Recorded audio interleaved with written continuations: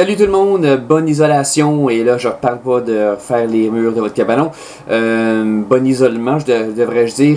On va parler justement un peu de cette crise qui nous assaille. J'ai d'autres discussions concernant l'évolution, puis toutes sortes de choses scientifiques, des théories personnelles très intéressantes que j'ai déjà filmées d'ailleurs, je vous les publie tranquillement, pas vite, au fil des semaines. Mais là, j'ai arrêté de les publier un petit bout de temps. Puis là, je publie celle-là immédiatement, puisqu'on est directement dans cette grande période de COVID-19 où on reste chez nous. Puis j'aimerais ça justement vous en parler, parce que, écoute, c'est comme si l'univers m'avait envoyé un message. Dans mes vidéos précédentes, je prétendais que la race humaine n'évolue plus, du moins plus autant qu'avant, que maintenant la sélection naturelle n'a plus autant d'emprise sur nous qu'avant, grâce à notre conscience, notre système de moralité, et grâce à la science, grâce à la globalisation. Toutes ces choses-là font en sorte que qu'on n'évolue plus comme avant, que ce n'est plus que la survie des forts et les faibles sont laissés derrière et ne survivent pas. Puis là, v'là-t-il pas que cette situation-là nous tombe sur la tête, comme si c'était pour me dire « Ah ouais, tu crois que la race humaine n'évolue plus? » Qu'un mon maudit, une pandémie que je te lance en pleine face pour prouver que la race humaine est encore capable de prôner la survie du plus fort. Parce que c'est immédiatement à ça que j'ai pensé initialement. Je me suis dit, est-ce que c'est ça, cette nouvelle pandémie qui vient prouver que oui, on est encore capable de subir les foudres de la destinée, génétiquement parlant? Eh bien, on va s'en parler quelques minutes, si vous le voulez bien, pour prouver que... non, pas nécessairement non. Pas plus qu'on pourrait le croire. Parce que, effectivement, dans la mentalité du plus endurci des républicains américains, c'est peut-être ça qui leur flottait dans la tête, là, en se disant « Ah, c'est parfait, c'est justement ça dont on avait besoin, une grande calamité à l'échelle nationale et mondiale qui va faire en sorte que toi, parce que t'es pauvre, parce que t'es crotté, parce que t'es pas de la bonne couche sociale, t'es pas de la bonne race, t'es pas parmi les choisis, t'es pas parmi ceux que moi, en tant que dirigeant, en tant que businessman, que politicien, tu n'es pas parmi ceux que moi j'ai choisi comme étant le peuple élu, ceux qui méritaient de survivre. Eh bien, toi, tu vas être exposé au virus et il y a des chances que tu y laisses ta peau. Ben, c'est tant mieux pour toi. C'est justement ça dont on avait besoin, hein, pour épurer la société, hein, couper dans le gras. Et on va en ressortir gagnant, on va en ressortir plus fort. Devinez quoi, il y a peut-être des gens qui pensent vraiment comme ça. Si c'est le cas, je leur suggère fortement de ne pas penser comme ça tout haut. Ça pourrait leur attirer quelques petits problèmes. Mais toujours est-il que pensez-y, là, attends une minute, là. Même si tu as tendance à avoir une mentalité d'eugéniste comme ça, pense-y. Non seulement la médecine, la discipline sociale que, au moins certains d'entre nous, dont certains d'entre nous faisons preuve, tout ça, tout ça c'est singulier. Tout ça fait en sorte que qu'on n'est pas affligé comme la grippe espagnole d'il y a 100 ans.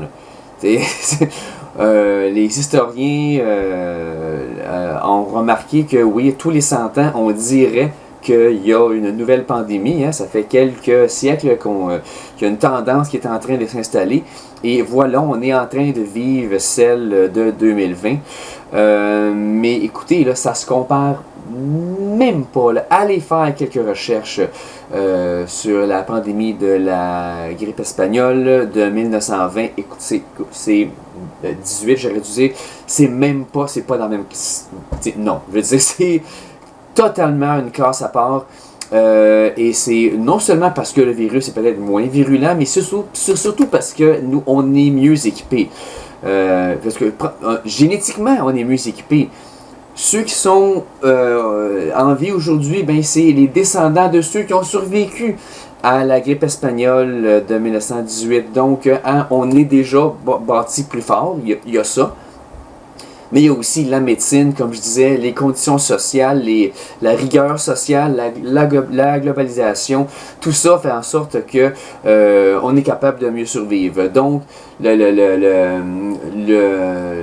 politicien un peu eugéniste Sébar qui dit « Parfait, COVID-19, c'est en train de couper dans le gras. C'est en train d'éliminer les pauvres et les crottés de la société. » Premièrement, c'est pas vrai pour des raisons sociales et médicales. Mais il y a plus. Il y a plus. Supposons que le COVID-19 était vraiment aussi mortel qu'on pourrait le penser. Eh bien, on commence à le connaître maintenant, le COVID-19. Qui sont les principales victimes de COVID-19? Eh bien, c'est les aînés. C'est les personnes plus âgées qui ont un système déjà un peu plus faible, qui sont donc propices à tomber malade et rester malade et peut-être justement à ne pas s'en remettre. Eh bien, là, je vais revenir un petit peu sur mes propos. C'est quoi la définition de l'évolution? La survie du plus fort? Pas nécessairement. Si j'ai avancé ceci, eh bien, je me reprends. J'ai pas utilisé les bons mots. Ce n'est pas la survie du plus fort, la survie de l'individu. L'individu, on s'en fout de l'individu. En termes d'évolution, on se fout de l'individu. L'évolution, la sélection naturelle, c'est la survie du matériel génétique du plus fort. Donc, c'est pas toi, personnellement, à qui la destinée doit sourire si tu veux évoluer. Il faut que tes gènes, il faut que la destinée leur sourie à eux, à tes gènes. Toi, on s'en fout. Ceci dit, les personnes âgées qui meurent un peu plus que les gens d'âge moyen et surtout les enfants, on dirait que les enfants, ils passent à travers COVID-19 sans aucun problème de ce que je puisse comprendre. Eh bien, les personnes âgées, il est où, eux autres, le matériel génétique? Si tu meurs du COVID-19 alors que tu avais à peu près 83 ans, qu'est-ce qui arrive à ton matériel génétique? Eh bien, il y a des bonnes chances que tu l'aies déjà passé à la génération suivante. Donc, ton matériel génétique, il ne meurt pas parce que il est déjà entre les mains, dans les cellules de tes enfants, tes petits-enfants. Donc, une maladie qui terrasse le troisième âge, ça ne fera pas du tout un supposé lavage génétique. Ça ne fera pas évoluer la race humaine. C'est pas en faisant mourir les plus vieux que on va se dire le lendemain, ah ça y est, c'était bien triste ce qui est arrivé à tous nos grands-papas et grand-mamans, mais maintenant on en ressort plus fort maintenant qu'ils sont plus là. Et non, écoute, c'est pas vrai, leurs gènes sont encore là. Si tu as 80 ans passés et que tu t'es pas encore reproduit, eh bien, tu t'es déjà, à toute pratique, sorti du pool génétique. t'as pas besoin de COVID-19 pour faire ça. Donc, c'est surtout là-dessus que je repose mon analyse que non, COVID-19 n'est pas en train de nous faire évoluer. Pour toutes les premières raisons que j'ai énoncées, mais surtout pour celle-ci, celle qui est vraiment intéressante, la raison génétique, la raison scientifique. Donc, c'est une grande calamité qui n'affecte que tes personnes âgées. C'est bien triste, là, mais c'est pas ça qui va menacer la survie de ta tribu, de ton peuple, de ton pool génétique. Quelque chose qui affecte les jeunes.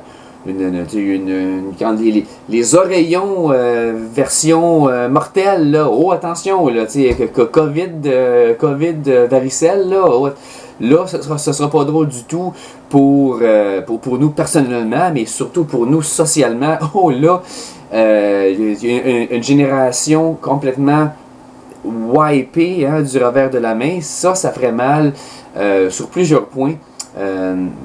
Et génétiquement particulièrement. Une guerre où un paquet de jeunes hommes, jeunes femmes qui n'ont pas encore eu la chance d'avoir des enfants, pouf, ils reviennent pas de la guerre, ils meurent sur les champs de bataille. Ça fait évoluer une société, pour le meilleur ou pour le pire, bien sûr, mais donc des choses qui affectent les jeunes, ça c'est des choses qui ont un impact sur notre pool génétique. Donc c'est là où je voulais en venir.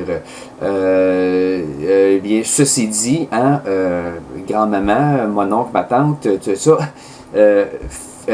prenez soin d'eux autres. Hein? Je suis pas en train de dire qu'on n'a pas besoin d'eux autres, puis qu'il hein, il faut laisser les conditions de travail, les conditions, les difficiles conditions de CHSLD de continuer à dépérir, non, loin de là. Continuons de travailler fort pour protéger nos aînés.